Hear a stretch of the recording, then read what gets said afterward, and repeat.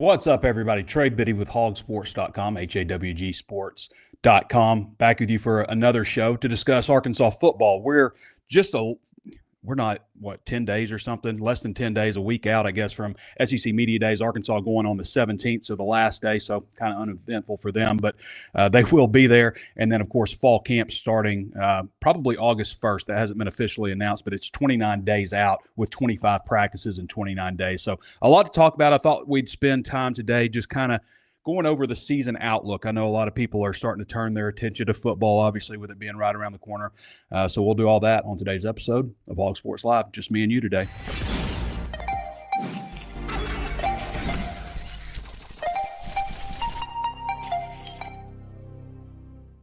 About 100 ways to watch and listen to the show. You can always watch us on YouTube. Be sure to subscribe to the channel and set it to where you're alerted anytime we upload new videos. And also on Facebook, on X, also follow, subscribe. You know what to do. Give us a 5-star rating on Apple Podcasts and leave a review. Let others know what you think about the show. We'd certainly appreciate that. And if you're interested in advertising with Hog Sports, there's an email address below, and you can hit that link and inquire about advertising, rates, what opportunities we have, all that kind of stuff. I would kind of like to get away from the YouTube intermittent advertising and just, have an in-show sponsor here and there. So we did great things for Ozarks Go in the past, and maybe that'll continue. We'll see. All right, where do we want to start today? The topic of the show is kind of like, I really want to look at Arkansas's football roster a little bit more in depth on offense and defense, look at the schedule, what's ahead, kind of ask the question, is Arkansas playing Moneyball with this roster? Because on paper, it's not the same as its peers in the SEC.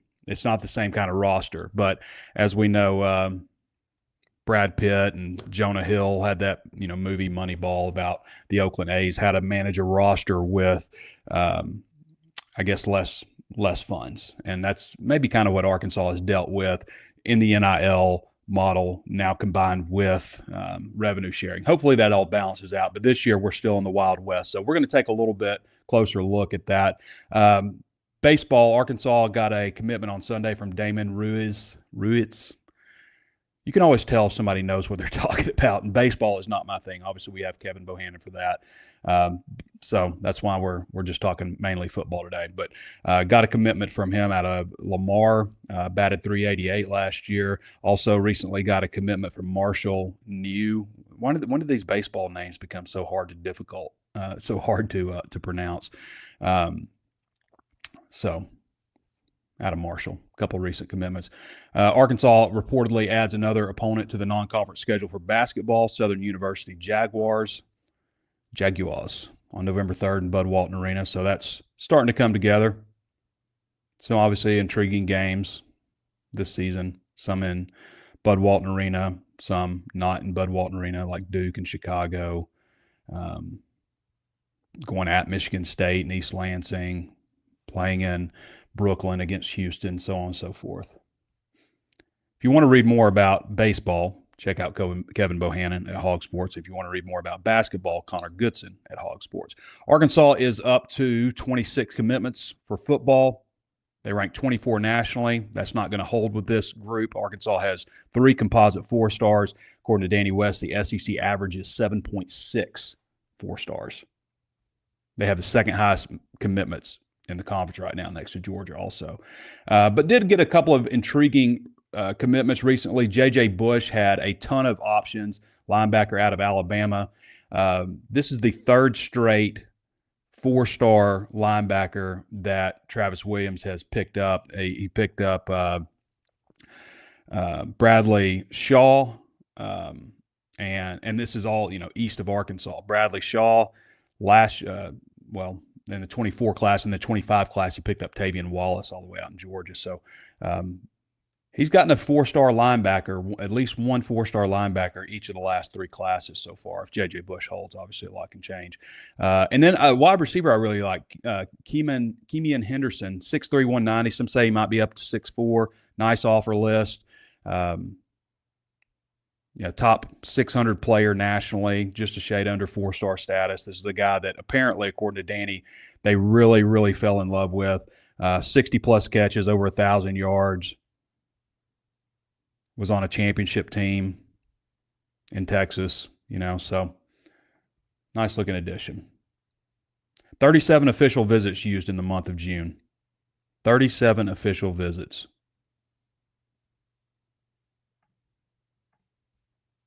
Okay. Danny also ranks Arkansas. This is a good article, too. It's a free article, actually, on HawgSports. Most of Danny's content is VIP, so you do need a VIP subscription if you want to sign up at HawgSports. It is just $1 the first month if you want to check us out. So Danny kind of breaks down the best visit weekends, and some of them might surprise you. Like, you got Auburn, October 25th, Alabama A&M, October 30th. Obviously, that's the opener. First time in, last 2 years, I should say anyway, they did not have a home opener per se. They opened in Little Rock, and you can't host recruits the same. It's just there are a lot of disadvantages despite the history and how much everybody likes going to Little Rock games and whatnot, and the memories that you might have. A lot of disadvantages of playing in Little Rock, and one of them is you can host recruits but can't even talk to them. You can't show them facilities. You can't let them talk to a professor or something. None of that stuff. And maybe that doesn't mean as much anymore since it's all about the money now. Notre Dame, September 27th. The thing that kind of sucks about that 11 o'clock Notre Dame game is you're asking kids who might be playing a football game in Texas the night before, maybe it's a road game, they don't get home till 1 o'clock, and then you're going to say, get up at, God, how early do you have to get up to make an 11 o'clock game in Fayetteville? I mean, it's it's not something that's happening. So that's really unfortunate that game is so early. He ranks Mississippi State on November 1st as number 3, Missouri at the end of the schedule on November 29th. He's got these backwards. He ranks them backwards. Okay, so my bad. I thought that seemed a little weird. Okay, so Texas A&M definitely number 1 on October 18th, birthday weekend. Missouri on November 29th is number 2. But the thing with Missouri on November 29th, and I guess it's good that they quit doing that Friday game because that also is hard for recruiting to get players in right after Thanksgiving. Okay, so I want to talk about this a little bit first, okay? So Arkansas's football schedule times. We know flex times for a lot of these games. You got Alabama A&M 3:15. So, if you're sitting in the East Stands, you're going to get fried. Like, that's a terrible time for a kickoff in August 30th. But early September, late August, obviously, you don't want to be like 3 o'clock, and you get a 3 o'clock game. Then Arkansas State's at 4. Not awful, but still not ideal. And then you're on the road the next week. You're at Ole Miss for your first SEC game. It's going to be a night game, 6 o'clock or 6:45.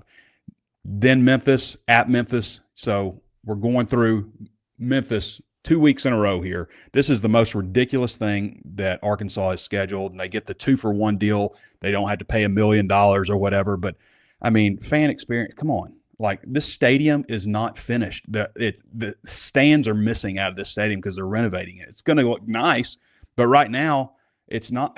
I don't know why this game was not attempted to move. Maybe they did and were unsuccessful, but not a fan of that. And, of course, the 11 o'clock Notre Dame game, you'd love for that to be at night on September 27th. But it's 11 o'clock. That's ideal. That's what an opponent wants. They want the 11 o'clock game. Then you're at Tennessee, 2:30 to 7. Texas A&M in Fayetteville, 2:30 to 7. You see what I'm saying here, though? Like, there's not any guaranteed night games here for a while. So let's look at the home games for a second. So you're 3:15, you're 4 o'clock, those first 2 games. You get Notre Dame at 11. Then, a week later, you're at Tennessee, and then you get Texas A&M 2:30 to 7. Could be 2:30, could be 7. Those are fine times and everything, but would really like to have that night game. Then it's Auburn in Fayetteville at 11 o'clock or noon. Then you go at LSU for an early game. That's obviously, Death Valley at night is a little different. So then you're at Texas 2:30 or 7. And then really your only for sure night game is going to be Missouri at the end of the season, 5 to 7 p.m. sometimes. So it'll be dark at that time of year. But that's your only guaranteed. It is a brutal schedule. Like I always look at Arkansas slate and it's like, man, it's tough this year. It's tough, but I can find something. I can find something to give me a little bit of encouragement. Although generally been false encouragement, but like, man, you're at Ole Miss, you're at Memphis, which is not a slouch. That's going to be a game. Arkansas State's going to give you everything you got. You got to show up for that. You're at Memphis, you're at Ole Miss, you're at Memphis. You get Notre Dame at home, then you're at Tennessee. I mean, then you get Texas A&M at home. This is maybe the stretch. Texas A&M at home, Auburn at home, Mississippi State at home. You really need to win those 3 games. Like if you can come out of this stretch against Ole Miss, Notre Dame, and Tennessee and win one of those and then get those 3, maybe you could, have a little bit of momentum. You're at LSU. LSU isn't unbeatable in Baton Rouge. I've been to plenty of Arkansas games where they beat them there. At Texas is going to be very difficult.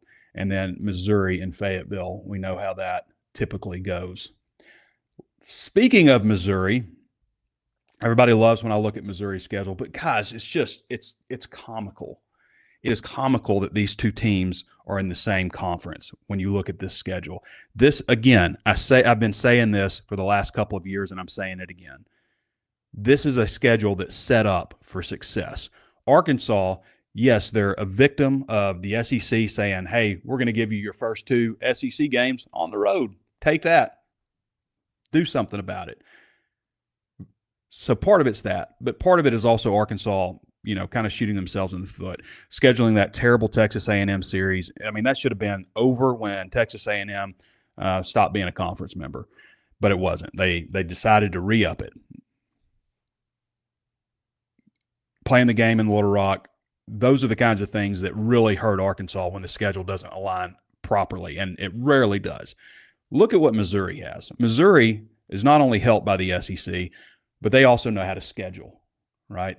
So their first 5 games are in Columbia. Their first 6 games are in Columbia. The first 5 games, to me, are wins, likely wins. They've got a tough one against South Carolina, okay? But so they open up a UCA 6:30 game. Kansas, 2:30 in Columbia. Louisiana, Raging Cajuns, 3 o'clock, Columbia.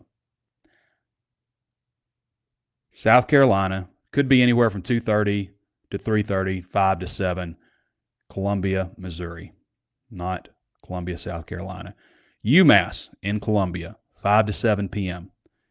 You see what I'm saying here now with these night games? And then you get Alabama at 11 o'clock. That's the one that's not ideal, but it's in Columbia. It is in Columbia. You get Auburn, at Auburn. You got to go to Vanderbilt. I know Vanderbilt's better, but come on. And then you get Texas A&M in Columbia. You get Mississippi State in Columbia. You go at Norman, Oklahoma for an 11 o'clock game. That's advantageous for them. And then it's Fayetteville. That is a schedule that you can deal with. That's a schedule that says we're going to build a lot of momentum with these first 5 games. And you know what? These flex games that are 2:30 to 7, there's a lot of them. ESPN might lean to saying, hey, you know what? Let's give them that night game. Let's give them that night game because they are nationally ranked because they started off 5-0 or 5-1. And I mean, that's just the kind of schedule that's an ideal schedule. And Missouri seems to get it every year. In Arkansas, and again, I'm not saying anything about Missouri. Like I've said this before, but like when Missouri won 11 games, they had a much easier schedule than Arkansas. Arkansas wasn't going to win 11 games with that schedule. I'm not saying that. But I also don't think Missouri would have won 11 games with Arkansas' schedule. We talked about this a little bit recently. Who should Arkansas bring to SEC Media Days? I think Cam Ball, and he might be the most unlikely of these 3 that I'm going to say. Cam Ball, Fernando Carmona, Taylon Green. Taylon Green went before. Sam Pittman has brought players before. He brought KJ Jefferson twice. He brought Landon Jackson twice. He'll bring Taylon Green twice. He actually gets it in terms of, who you're supposed to bring to SEC Media Days, unlike Bielema, who would bring, a fullback, a safety, and a lineman, which is an actual roster that he brought one time. This is not an event to reward seniors necessarily. It's an event for the media. It's not called SEC Senior Reward Day, and a lot of coaches treat it like that. It is SEC Media Day. It's for the media. It's for the media to talk to, most talked about players on the team. If you're not bringing a quarterback, you need to bring an offensive skill guy.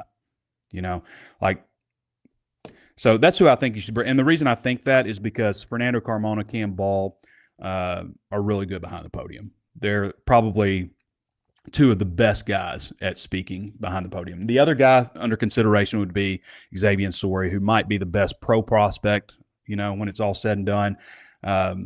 He kind of keeps it short and sweet behind the podium. Now, I'm sure, he's boisterous and funny and all that stuff when he's not. But, behind the podium, it's just kind of, just the facts, sir. So, to me, bring those two guys. And Taylon, love Taylon Green. He's going to say very company line stuff. He always has. He's a good speaker and everything, but it's also very, it's just one even keel deal. It's not going to be a lot of sound bites from Taylon Green, I don't think. So that's what I would do if it were me. I would bring those guys. Pittman has done a good job. He has, gotten it for the most part. Past guys he brought, Bumper Pool, Jalen Catalon, KJ Jefferson. Last year it was Taylon Green, Andrew Armstrong, Landon Jackson. Those are the guys that you want to bring. Chad Morris didn't do a good job at it. Remember that year that Chad Morris, Rakeem Boyd ran for 700 yards and they brought Devois Whaley instead. And nothing against Devois, but Rakeem Boyd went on to have, 1,100 yards that season and wasn't the invitee to SEC Media Days. It just shows to me a little bit of being, kind of out of touch with what people want. This is a game for, yes, players and all that stuff, but it's without the fans, it's nothing. And the media is kind of the vessel for the fans. So I projected the fall camp schedule. I talked about this recently. I think it's going to be August 1st. That gives you 25 days. If you don't practice that Wednesday, because August 1st is a Friday, so you go until Wednesday, you take that off. You keep going. You take off Sunday, and then every Sunday, basically, until the first game. And that gives you 25 practices in 29 days. It is a grind, especially those first 3 weeks. Classes begin August 18th, so technically camp will end on August 16th.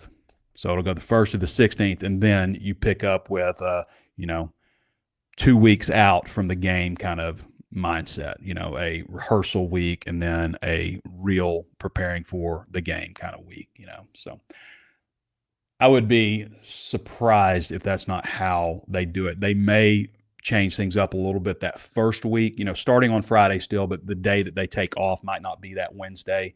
But in the past, when they've had, like last year, it was a Thursday game, so it was a little bit jumbled. But in the past, when they've done it, like that's kind of how it's been. So, all right.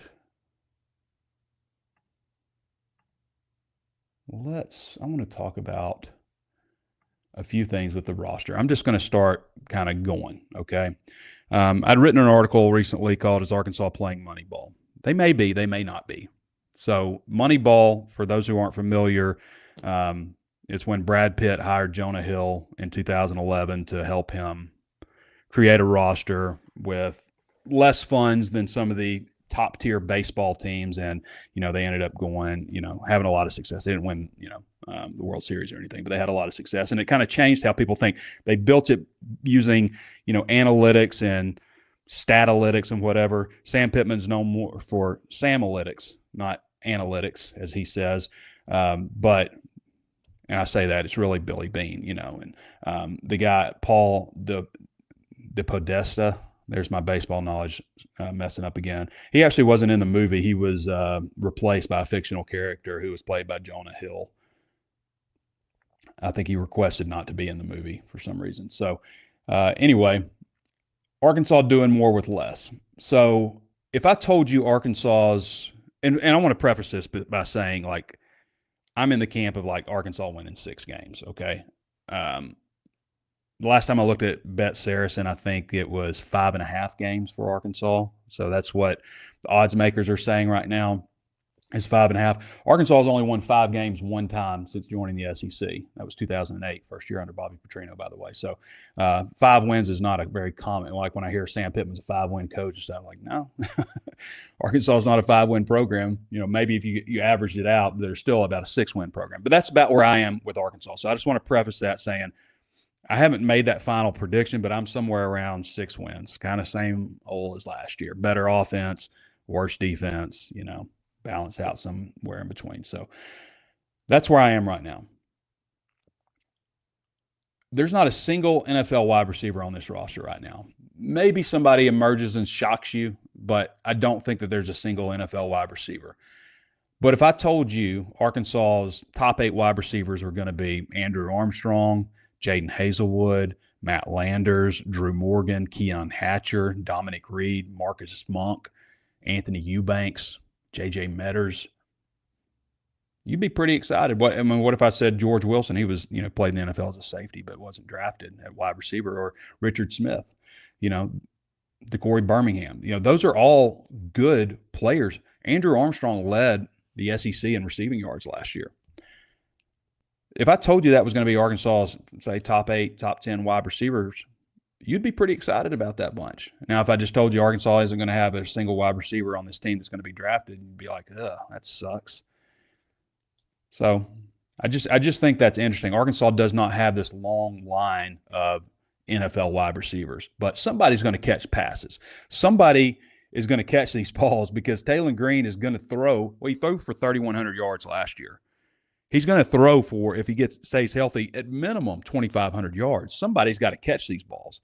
What I know about these wide receivers after watching all 14 practices, about 30 hours worth of practice, okay? I watched every minute of practice that I could. I don't think I missed anything. Maybe I skipped out early when they were doing field goal kicking at the end or something like that. But for the most part, I watched all of practice.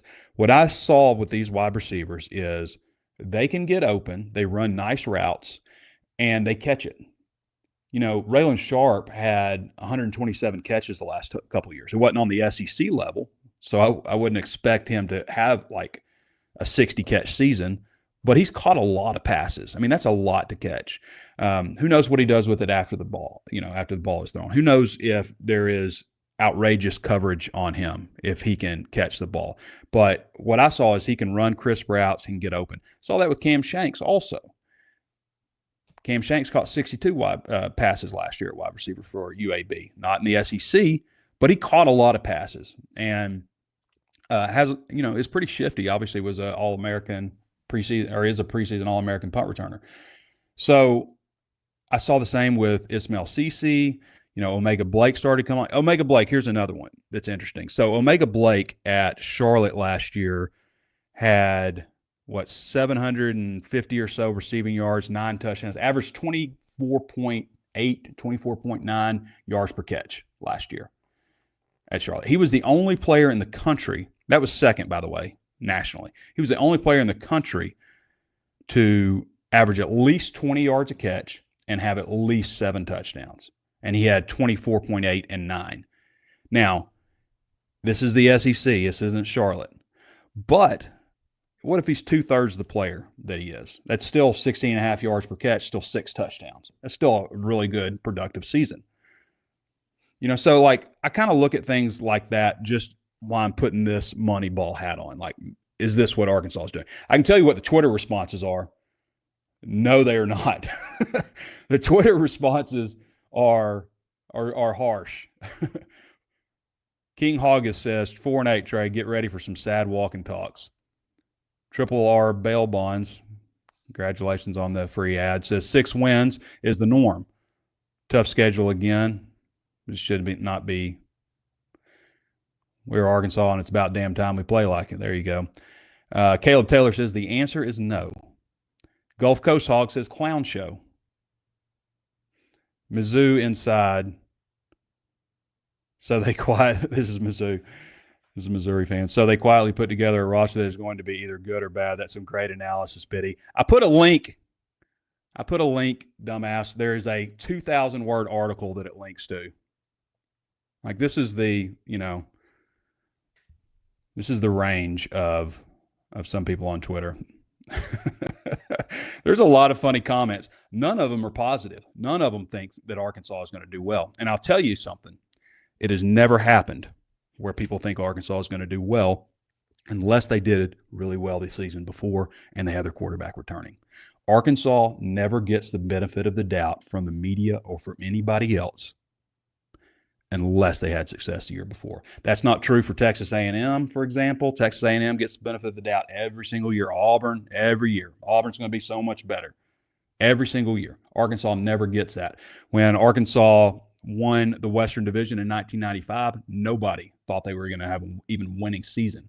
In 98, Houston Nutt's first year. Anybody predict 8-0? Anybody? I didn't. Anybody think they'd beat Alabama 42-6? I did not. 2002, even after Matt Jones went crazy in 2001 and they won 7 games, nobody had them going to the SEC championship game that year. 2006, coming off a losing season, anybody? Anybody think they'd go 7-1 in the SEC? Nobody thought that. Even probably 2010, I think there was some optimism then, but they'd also won 8 games the year before, so that didn't really count. I mean, and they had, Ryan Mallett also coming back, so that wouldn't really fall into that category. So, no, nobody is ever going to predict Arkansas to come out of the blue and have a fantastic season. And these responses reflect that. And you know what? They're probably right. They're probably right that Arkansas isn't going to have this breakout season. I mean, the roster on paper is not what other SEC teams have put together, especially in the upper tier. So that leads me to the idea that, okay, well, the hope has to be that Arkansas has figured out some kind of Moneyball formula. I mean, the formula is the formula. But did they piece together these 30 transfers that they brought in? Did they piece it together in a way that just makes sense as far as building a team? Did they spread it out enough versus just saying, hey, we're going to go get 4 or 5 great players and lean on those guys versus, I mean, here's, just this guy has 5 cry laughing faces. That's the response. These are the the answers that I expected to get. And again, I'm not saying that Arkansas is doing this. I'm in the 6-win camp right now. I haven't decided, but that's about where I am. So a lot of funny responses, which you would expect. All right, back to it. So we're on, what was I leaving off on? Wide receivers. They are guys that can get open and catch the ball. I just don't know that there's a difference maker, playmaker type. Maybe Omega Blake. Maybe Jalen Brown, the guy from LSU. I mean, Jalen Brown was a former top 100 prospect. He had a great spring. He was kicked off the team at FSU for an arrest. So it's kind of a second chance type of deal. All right, where are we at? Those are my questions for later. Where's my money ball? All right, so anyway, pass wide receiver. I'm not thrilled about tight end, although I think Rohan Jones is pretty good. I just don't think it's a great overall room right now. And they like to use the tight end, so we'll see. Taylor Green coming back, I think is, and I say this all the time, but for some reason this always sticks in my head with Justin Fields looking out. He's going through his progressions. ESPN's breaking it down. Look at the poise and maturity of Justin Fields at Ohio State, going through his first, second, fourth, fifth, finds his 5th receiver. Just look at the poise and maturity while you're sitting there going, 2004, 2006, 2007. He's got all day to throw. He hasn't been hit all year. Of course he looks poised and mature. That's going to be a big difference, I think, for Taylor Green, as big as being in the second year under Bobby Petrino, having a better offensive line. How much better? I don't know. I do know it's better.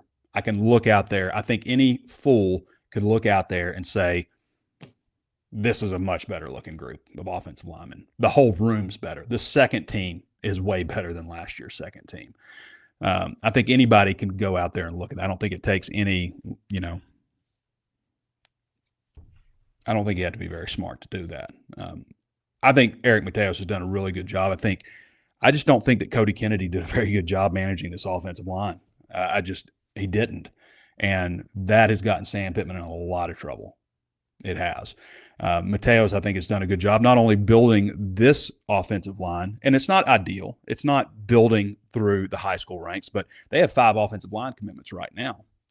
They're doing the work in that department. So I do think he, should be commended. The question is going to be, how much does putting all this offensive line together, guys that have played a lot of football for the most part, but putting them all together versus building them through the years, how much is that going to cost them? I do think we're looking at what will be above average. It's just how much above average. Don't get too excited when I say above average. Don't get too excited about that, but above average. Last year, below average, definitely. I mean, just some huge whiffs, and probably some of that is a more complex system with Bobby Petrino's offense in the first year. And some of that is just a lack of talent. I mean, I was not freaking out when Addison Nichols and Joshua Braun, nothing against those guys, but who cares? Who cares? Patrick Kudus didn't even play all last year. I think he's probably one of the more overrated players in the transfer portal. I don't think he's a bad player. I just am not like, oh my God, what are they going to do? I like what they brought in. I think they brought in some quality players. So I didn't want them to lose Kudus, but I'm also not just like it's the end of the world. So I think that, as much as anything, is going to play a big role for Taylon Green. Okay. Second part of that is being in year 2 of Petrino's system. But we can talk about all the players and all that stuff all we want, but Pittman's decision-making, Taylon Green's decision-making, being careless with the football, putting the ball in jeopardy, all those types of things are what cost Arkansas too many games last year. Think about just the Texas game last year. First drive, Tyrone Broden, out of his hands into the Texas defensive back's hands. Arkansas is moving the ball. Okay, they got something going here. And then the end of the game, you make the decision to put C.J. Brown in a situation that he never should have been in as a true freshman, and you run that screen with him. He holds the ball like this with the nose up here, and it gets poked out. Of course it gets poked out. You can't hold the football like that against quality defensive players. They're going to poke it. I mean, those guys' eyes were probably lit up. And that's a drive that you got to have. And Arkansas was moving the ball in a critical situation. Ball game. LSU, competitive game. Arkansas is down on its own end. Weeks gets through, hands up, bats the ball, intercepts at the 1-yard line. Texas A&M twice got into the backfield on, I think, handoffs when he's trying to hand the ball off, including the final drive. These are competitive games that Arkansas loses because of foolish mistakes, not having that clock in your head. Texas Tech, Arkansas is down at its own end. And Taylon, I feel like he just thinks he has all the time in the world. I don't know where he got that idea from, this offensive line, and then a pieced-together offensive line for the bowl game, and he takes a sack. That's a huge momentum-changing play. Luckily, Arkansas was ahead enough, but those kinds of things have got to stop. And we could talk about all the personnel stuff we want, but if you don't stop doing that kind of stuff, you're going to lose and lose and lose. Missouri, everybody knew this game's in the snow. I mean, it was ice. That field, I went down there, it was icy. Everybody knew that the team that makes the fewest penalties and has the fewest turnovers is going to win, almost regardless of what happens on the field, aside from that. And Arkansas was the team that made penalties, and Arkansas was the team that turned the ball over. And they lost.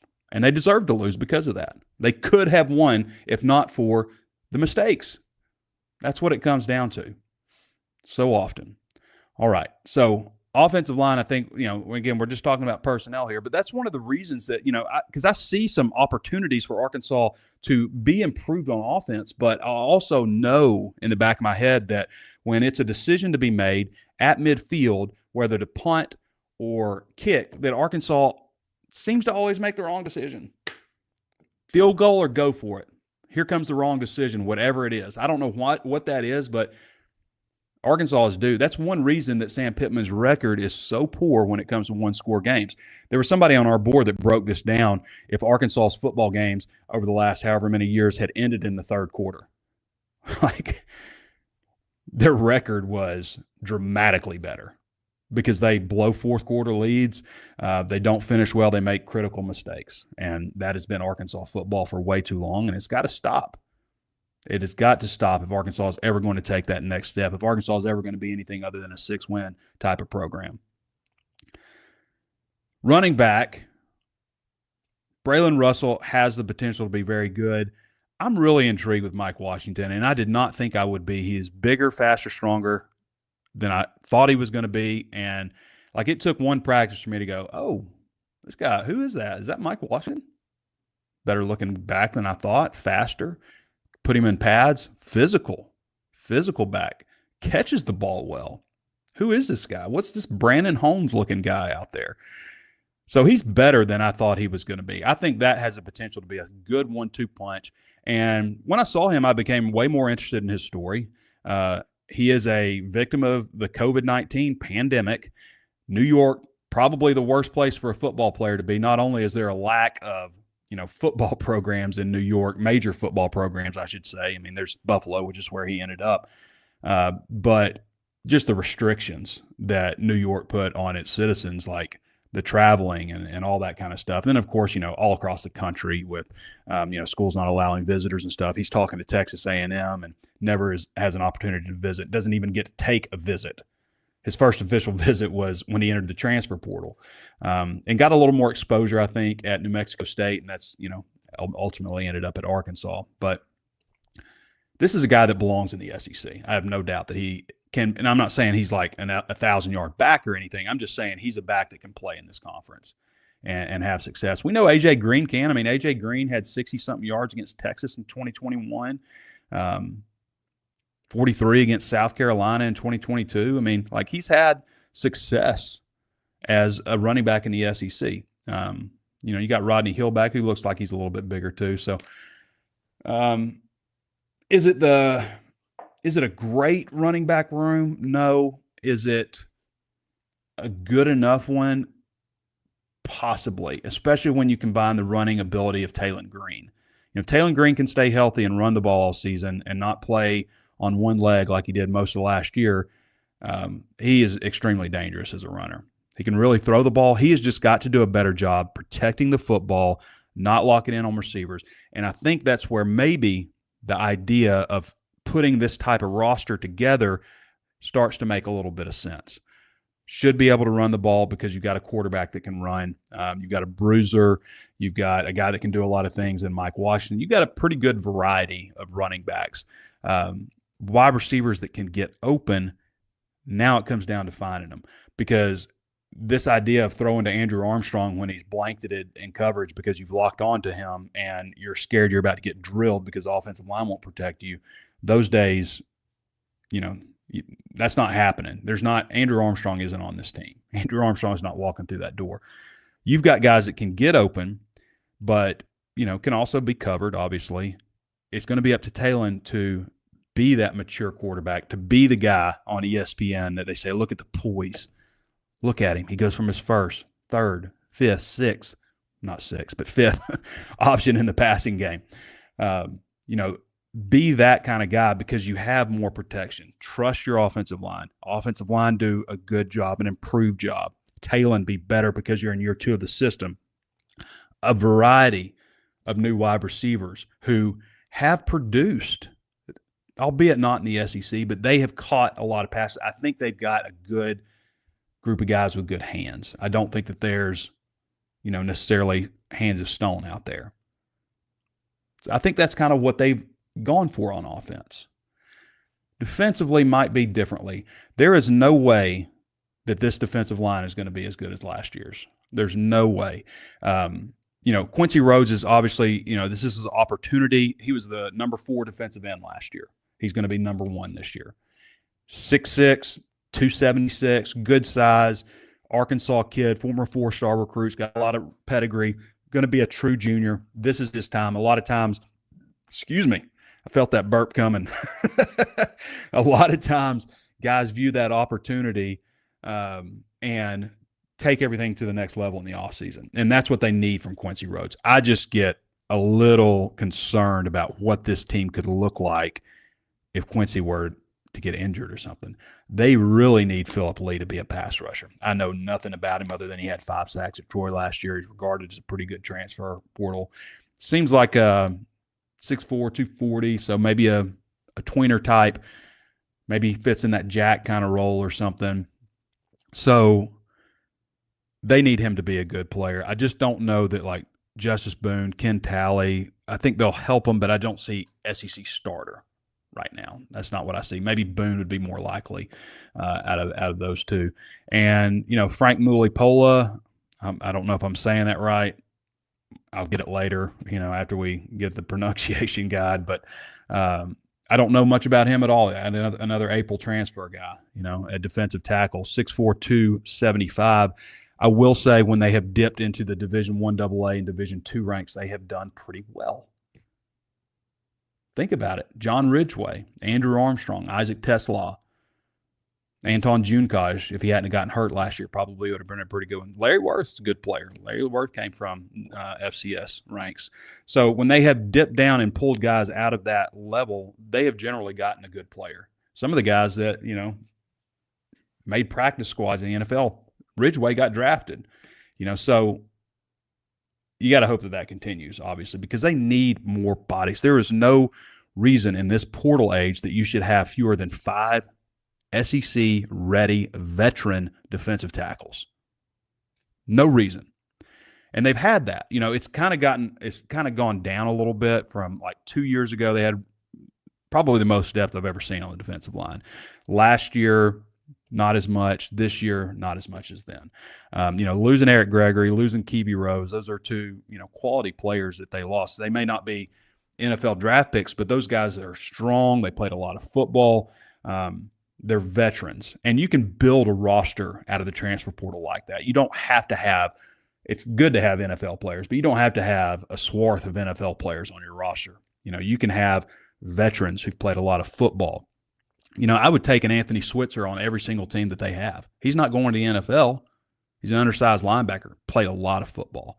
Good player for him. So I look at the defensive line. I see Cam Ball, who I do think has next-level potential. I like Cam Ball a lot.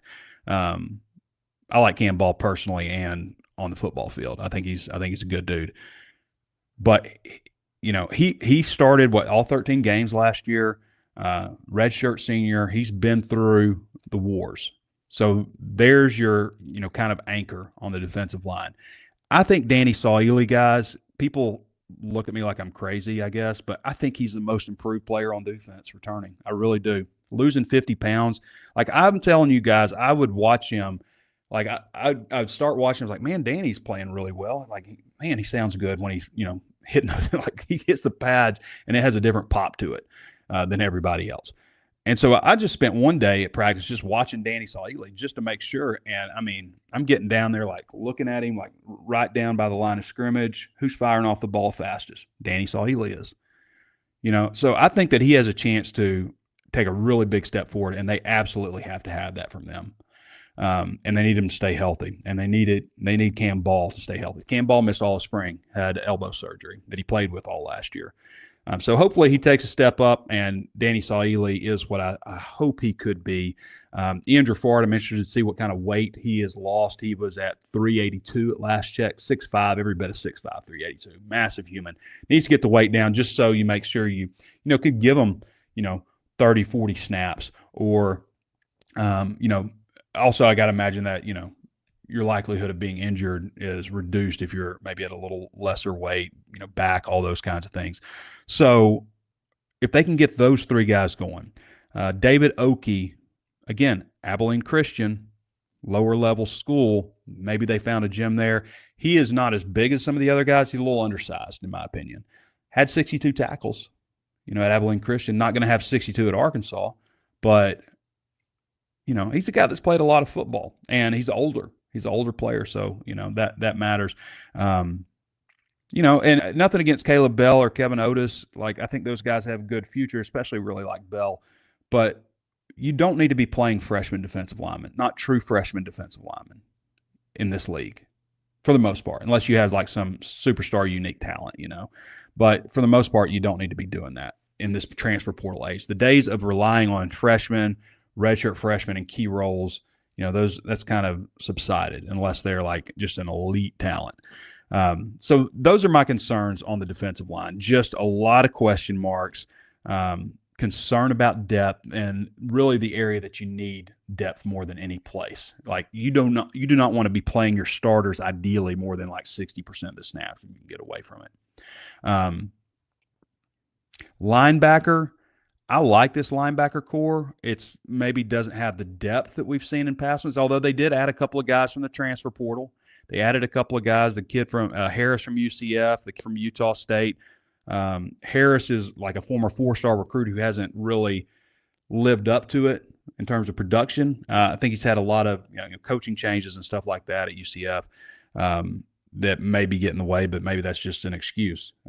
But the hope is that he can live up to that, 4-star status. He was a former Arkansas recruit.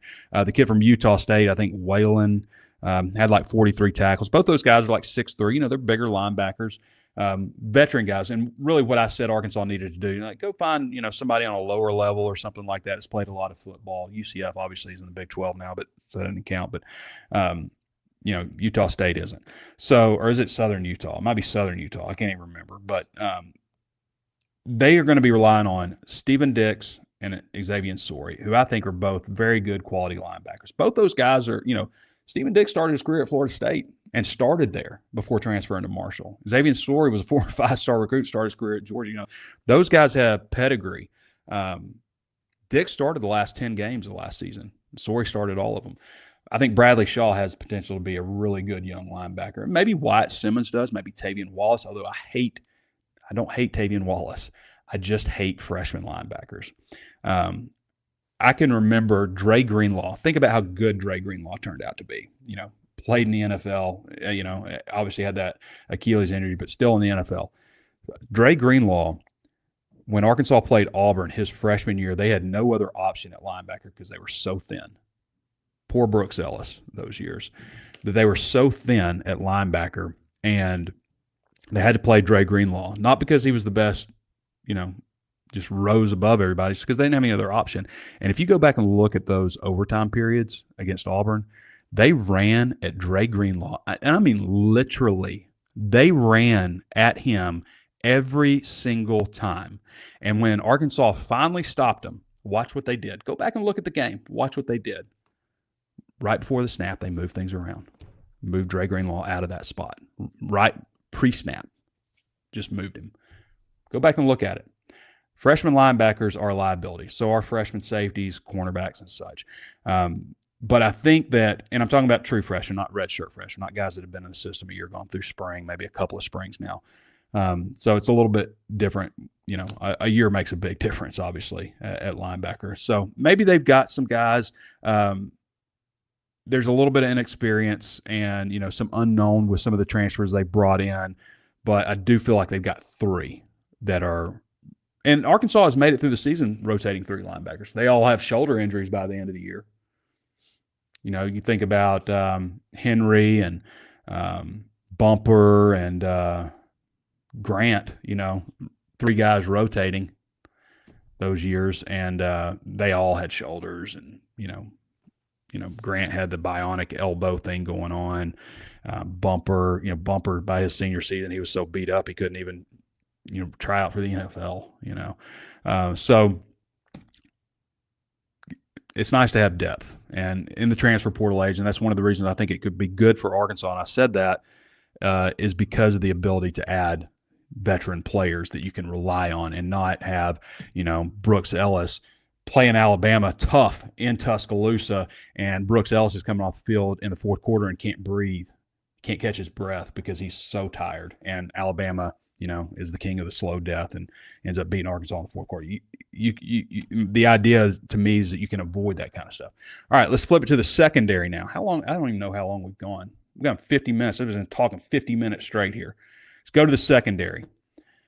What I like that they did in the secondary is they moved – well, let's say what I like that they did in the secondary is they went and got a lot of players. They didn't just say, let's go get one stud, one former 5-star, because they did nothing against Jaheim Singletary. There's a lot of me saying nothing against people but Singletary was a former 5-star recruit. He has not lived up to that. And maybe he will this year, but he hasn't been that yet.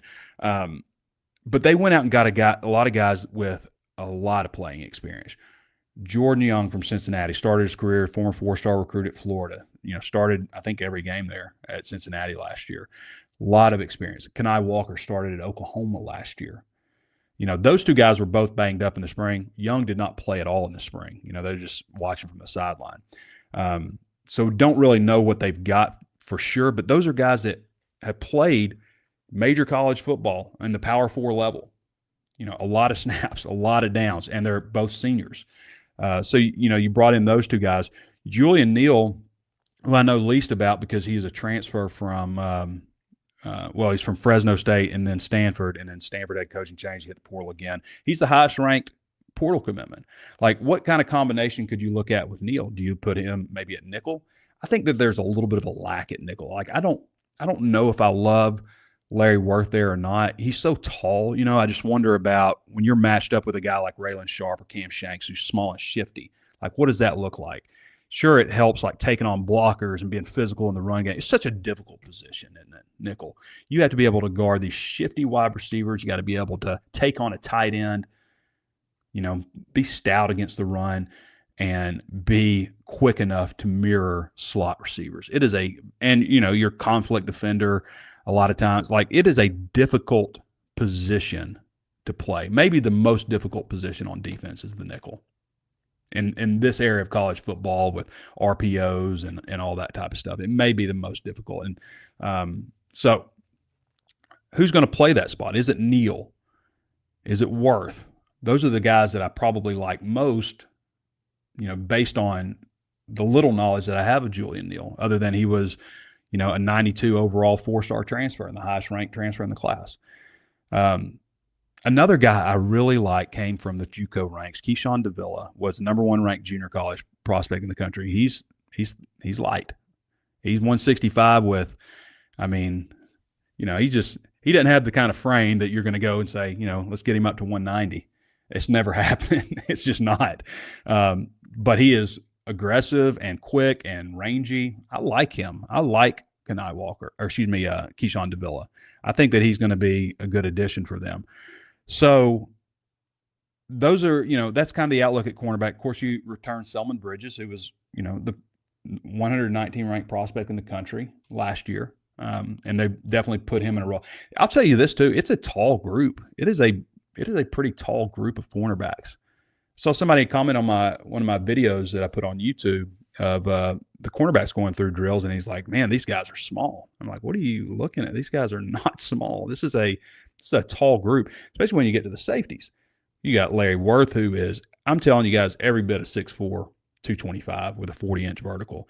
The thing with Worth last year, very inconsistent. Like, there would be plays where it's like, "Okay, Larry Worth, I see you," and other plays like, "Larry, what are you doing? What are you doing?" I like Larry Worth too. In fact, I would put Larry Worth, just because he hasn't played a lot, but like on the third tier of guys I would consider inviting to SEC Media Days. Stephen Dix also. Both great speakers. Very personable. Love both those guys. Really appreciate any time we get them in the media room, because I know they're going to talk. They're going to have a conversation. They're not going to say anything inflammatory, but they're going to talk and be honest. I love that. Really like both of those guys. So, but Larry Worth, I think if he can get more consistent, consider, again, this is a guy who came from Jacksonville State last year, getting his feet wet. They tried him at every single position. He was a linebacker. He was a safety. He was a nickel. They tried him all over the place, trying to figure out a way to get him out on the field. So hopefully it works out. And if they have Neal at nickel, then I say put Worth at safety. The thing with that is you get very big at safety. And, I think Worth has a lot of ability athletically and stuff, but, you don't want to get beat over the top. Miguel Mitchell is kind of also, both those guys are kind of like boundary safeties to me, not a field safety. They have Caleb Wooden, who I like. I think I like those other two guys best. And I like Quintavious Scandrett, who is almost as big as Larry Worth is and has played a lot of football at Eastern Michigan. Played a lot of football. And that's, I thought that Quintavious Scandrett made a lot of plays in the spring, actually. So you got Scandrett, you've got Worth, you've got Wooden, you've got Miguel Mitchell. And I'll say this about Miguel Mitchell. If you go back and look at some of these games where Arkansas was just torched in the secondary, it's not Miguel Mitchell. Like, there was a play, I think, against Texas Tech where, he was involved in. You're going to get beat as a defensive back, but he also made a huge interception in that game. When they got smoked so bad against Ole Miss and they made those changes in the secondary, and Mitchell probably would have played a lot more, but I think Mitchell could be a guy that maybe we're sleeping on a little bit. Hopefully. Again, I say all this stuff, and people misconstrue sometimes what I say. That's why when I'm on drive time, I always say average. They have a chance to be average, because I used to say, like, I think they have a chance to be good here. And by that, I would always just mean, like, competitive, not like going to be better than their opponent. So I always have to kind of watch myself and my language, because it gets thrown back at me. There was a guy in my comments too who said, when I was talking about the secondary this year, I wasn't even saying they were going to be good this year. I was just talking about him. He goes, "Yeah, that's what you said about last year, and the secondary was terrible." And I was like, so I predicted them to go 5-7 last year, but they were going to have this awesome secondary. That doesn't sound right. So anyway, that's kind of a piece by piece look at what I think about the offense and defense. My biggest concern, defensive line, definitely. The lack of a guy when everything breaks down that can make a massive play in the passing game. Is there a 1,000-yard back on this team? Is Braylon Russell? I think he has potential, but got to stay healthy. He was hurt a lot last year. After that Mississippi State game, he was pretty much banged up the rest of the way until the bowl game. Kicking, got to improve. Devin Bell's back. Devin Bell's a solid punter. That's a good punter. You have Ashton Noe back at long snapper. Bale kicks off. He kicked off last year. They were solid in that department, so they're good there. Field goal kicker was extremely inconsistent. How bad did they miss Cam Little last year? A lot. Incoming, Scott Starzik. Scott Starzik is the number 3 composite kicker in the nation. Got a big leg? What's between the ears? What's going to happen when you're in front of 101,000 people in Neyland Stadium and the game comes down to a kick? You just never know. He's got the physical attributes. You just never know, though. But got to improve in that area. They were just woefully inconsistent, using 2 different guys last year. One guy got injured, obviously. Yeah. But that brings me back to this idea, because of the comments, nobody ever picks the Hogs. Nobody's going to say Arkansas, coming off of 6-7 wins, is going to have this turnaround season the next year. They've never gotten that benefit of the doubt, at least since they've been in the SEC. In my adult life, anyway, they have not. I'm 47. I can't ever remember somebody saying, "You know what?" Especially a national person, like maybe somebody locally, but nobody nationally ever went, "You know what? Arkansas, I think Arkansas is going to take it to the next level." Like, out of the blue. They don't, and they do return a starting quarterback. That's what's different about, maybe what I'm saying, because, like, it has always been returning quarterback and had a great season last year before anybody picks them to do anything the next year. All right. I think that's covers about everything I wanted to say on that topic. It's a lot. We're going almost an hour now. The Twitter comments are hilarious, but what you'd expect, the Twitter crowd. Nothing against the Twitter crowd. I'm in Twitter crowd. I'm Arkansas Twitter too. Okay. I'll come and rush. It's funny because, like, we can say whatever we want about Arkansas, like, oh, they're going to be terrible. But if somebody else says it, like, everybody, we're all together. We're going after them, Anybody play the college football game? It's fun. I got a taste of it yesterday, looking at getting our dynasty set up. I think we're looking for 1 or 2 more. You got to be a HawgSports member to play on our dynasty. But we got like 27 of us. We're expected to have 27. We're doing 3 9-team conferences with relegation. So the top 2 teams from each conference go up and the bottom 2 go down. To kind of keep, some balance, we'll do like SEC, ACC, Sun Belt, to kind of manage how things work as far as college football playoffs and stuff. So should be pretty fun. We're going to do all user games. So you play 8 conference games with 9 teams in each conference. and you play hopefully 4. I'm not sure how the math works on that. It's not my job to do scheduling, but hopefully we'll have all user games also in the non-conference. So it should be a lot of fun. My wife's already bugged by it, I can tell.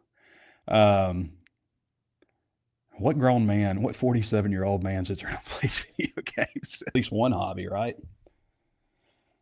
Everything else has been taken from me. So, all right. Ia Goldby asked basically if I can talk about the defense. I think I did that quite a bit. I think I did everything you want to do, Ia Goldby. Westhog21 says, favorite position group on offense and defense. My favorite position group on offense. Quarterback, because it's Taylor Green. I just think he's the guy, the straw that stirs his drink. I mean, I like KJ Jackson too. I think that we're probably going to look at a transfer portal addition, though, at least to compete with him the next year. I think Iamaleava would have been the starting quarterback at Arkansas. I hate to say that, everybody, but Madden Iamaleava would have been the starter, I think, after Taylor Green left. So that's unfortunate how that whole deal went down. Impact freshman, hopefully nobody. Just thinking about it, the possibilities would be Caleb Bell at defensive tackle. I didn't even mention, by the way, Charlie Collins at defensive end. I was just thinking about that. He'll be a redshirt freshman, but hopefully he's had a great 8-week training cycle because they really need him to live up to top 100 billing. Arkansas has had a bad stretch of, in-state 4-star type recruits not living up to it, and now they got Quincy Rhodes on one side and possibly Charlie Collins on the other. But anyway, to answer the question, impact freshman, possibly Caleb Bell at defensive tackle. Hope not. Hope they've got somebody in line there, Muli Pola or something, can, fill in well there. Linebacker, possibly see some Tavian Wallace. I hope not again. J.J. Shelton, possibly at nickel. Hope not. But he's a guy that's got a nice future. He's been a surprise out of that freshman class. I assume we're talking about true freshmen and not redshirt freshmen because I'd be saying Shaq McCroy. Hopefully that's all. Hopefully that's all of it. State of the wide receiver room seems like a big concern. I think I touched on that enough, Wes Hogg. I think I probably satisfied you on my discussion with the wide receiver room. Again, I'm trying to put things like in a positive viewpoint of this is what hopefully is going on, with these groups as much as possible. To me, it's kind of hard on the defensive line. I think I worry about the depth there. TJ Football says, any update on fall camp, specific date, times, media access, press conference, et cetera? See, I feel like I did a pretty good job going through everything and answering what people were going to ask. So, again, I think August 1st, 25 practice, 29 days. So you're talking about that first Wednesday off and then every Sunday off leading up to, the first game. So that's how I think it'll play out. I'm almost sure of it. And then you're probably going to get, hopefully, on July 31st, hopefully an interview with Sam Pittman and an interview with Ben Souders, which I always enjoy, finding out a little bit more about what happened during the training cycle and all that kind of stuff. Those who don't know Ben Souders, he's a strength and conditioning coach. So that's the hope there, starting things out. And then probably Sam Pittman again the next day after that first practice, possibly. We'll likely get both coordinators. I really hope we get to talk to each assistant coach again. Last year, they kind of did it in groups. Like today, we're going to have defensive linemen, Deke Adams, and a couple of defensive linemen. Hopefully, that's how they'll structure it again.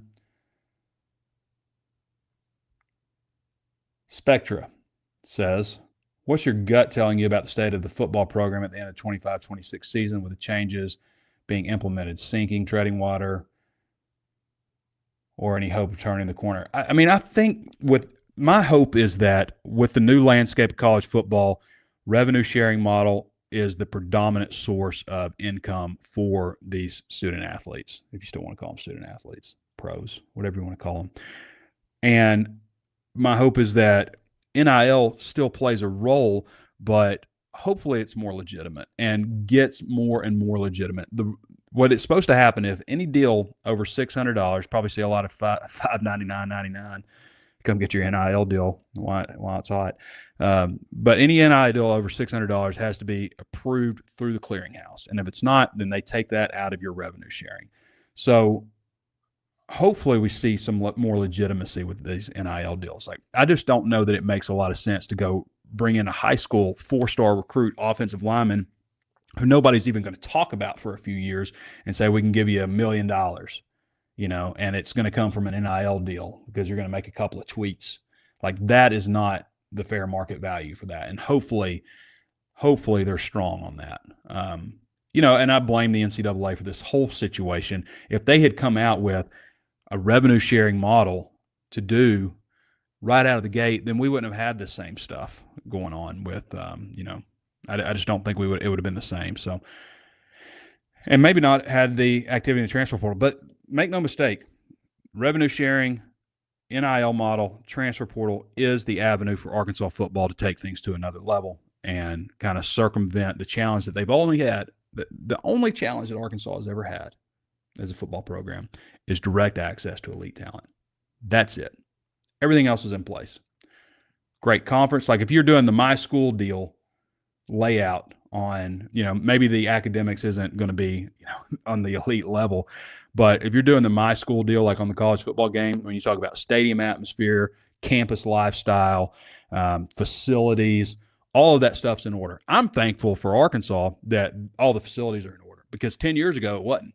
Like, all this stuff had come about and they're like trying to shave money, trying to find $20.5 million to spread amongst the athletes. Where do you make cuts and all this stuff? They're not doing all these lavish facilities. They're not expanding the stadium. They're not putting in, they're probably asking Jerry Jones' family for a different way to spend their money than a student athlete success center. Like all those types of things that were needed. I mean, I can remember Bobby Petrino getting on Jumbotron, being on TV. Hey, we really need this. Like, this is subpar. Like, not even having the football operations facility. Like, that wasn't even in existence when Bobby Petrino was here. Fred W. Smith Center wasn't even here. So thankfully, Arkansas has all those things in order, because if you're asking to do it now, that's a way bigger ask than it used to be. Will coaching contracts change with buyouts with revenue sharing? No, that should not change anything, Raw Hog.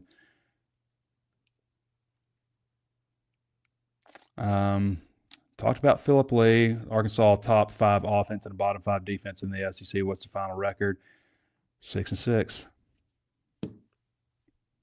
I think there could be a lot of shootouts this year. I think Arkansas has an offense that should be able to put up some points on some people. And here's the thing, too. Like, I say all this about the defense. Offense be better, defense probably be worse. I'm not sure the defense will be worse as much as, like, tougher schedule and concerns on the defensive line, which kind of impact everything. But I think that Travis Williams is a really good defensive coordinator. And I think that Marcus Woodson is a really good secondary coach. I know they were last in pass defense. So you're like, Trey, you fool. His record overall, a couple of years ago at Florida State, they had the number 4 pass defense in the entire country. And they went from one of the worst 2 years before that when he started there. The year before he started there, they had one of the worst pass defenses in America. And to go all the way, and make incremental improvements all the way up to number 4. I mean, that says something to me. Last year, I say last year, not last year, but the year before that, Arkansas made a lot of improvements in pass defense. A lot of improvements. They just took a step back last year. And as bad as they were, like they were last in the SEC, 240 yards a game, they were not as bad as they were the last time they were last, when they were like 294 and dead last in the country.